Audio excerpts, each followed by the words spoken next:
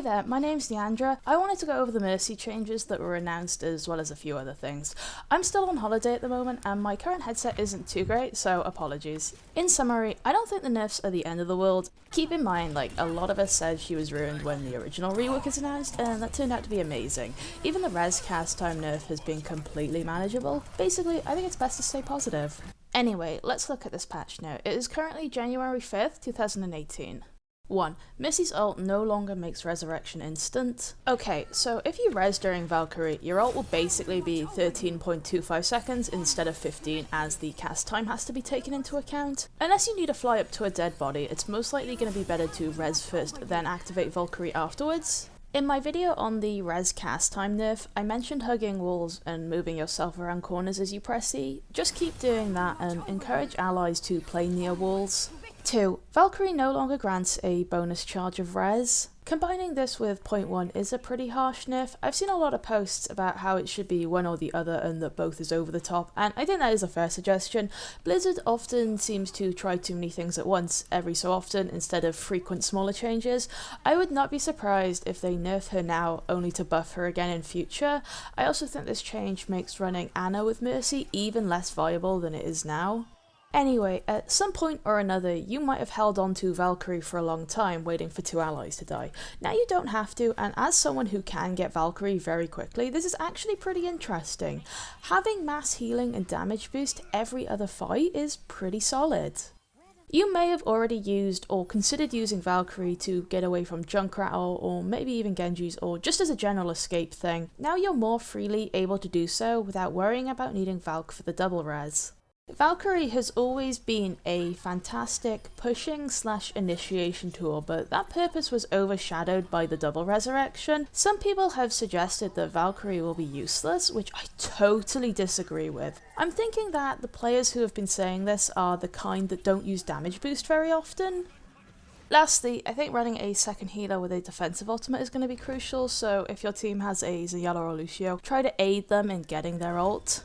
3. The speed boost that Guardian Angel receives has been decreased by 50%. From what I can tell, this basically means you're the same speed as when you Guardian Angel outside of your ult.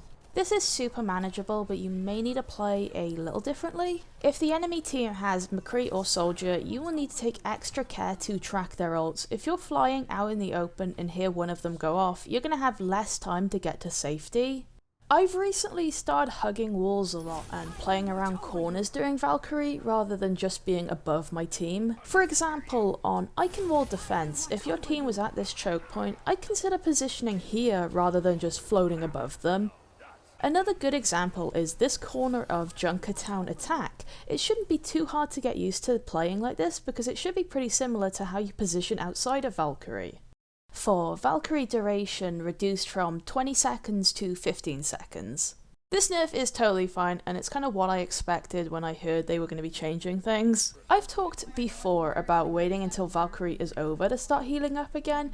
Here's a clip from a VOD I was reviewing where the user does it. They managed to get 40% ult charge almost immediately, and that's so insane. I'm wondering if the time decrease will affect this positively or negatively. I'm thinking it could go either way depending on the situation.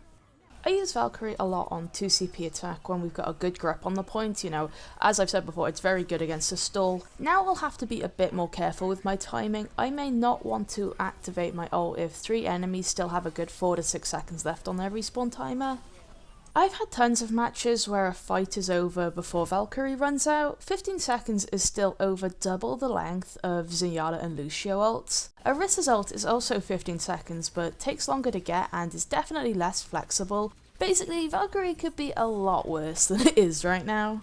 That's all my current thoughts on the Mercy nerfs. I'll definitely do another video once they're actually in the main game. I have a few other things to talk about, but if you don't regularly follow my content, you can just switch off now if you want. One of the things is the VOD reviews. Thank you so much to everyone who sent one in. I am really sorry if I haven't got around to yours yet.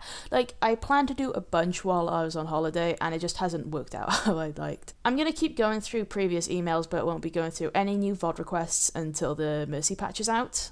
The second thing is that I hit 2,000 subscribers. Thank you so much. That's so insane. I've gotten so many nice comments from people, as well as like the occasional, oh, you know, all Mercy mains should get cancer, which I think is pretty funny. Basically, I'm super grateful. Thank you for the support.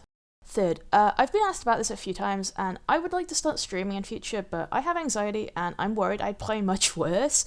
I was wondering if people would be interested in watching my ult account, which was around 2700 SR. I generally fill, which means just playing Mercy anyway. That or quick play, or at least until I was more comfortable with the whole thing. I need to do the placements on my ult, which I thought might be a nice starting point. I'd most likely do this on like Wednesday the 10th when I'm home. But yeah, if that's not interesting and people only want to see GM level play, that's totally fair and I'll try and work something out. And lastly, my placements. They went really fucking bad because I disconnected from the games like 4 times and I managed to rejoin and we won. But, you know, it's still, like, fucked with my stats and win rate. I placed at 4,037, which, this is the first season where I've started in GM, so I'm pretty proud of that. But, you know, I think my SR also could have been a lot higher, because I finished at 4,169.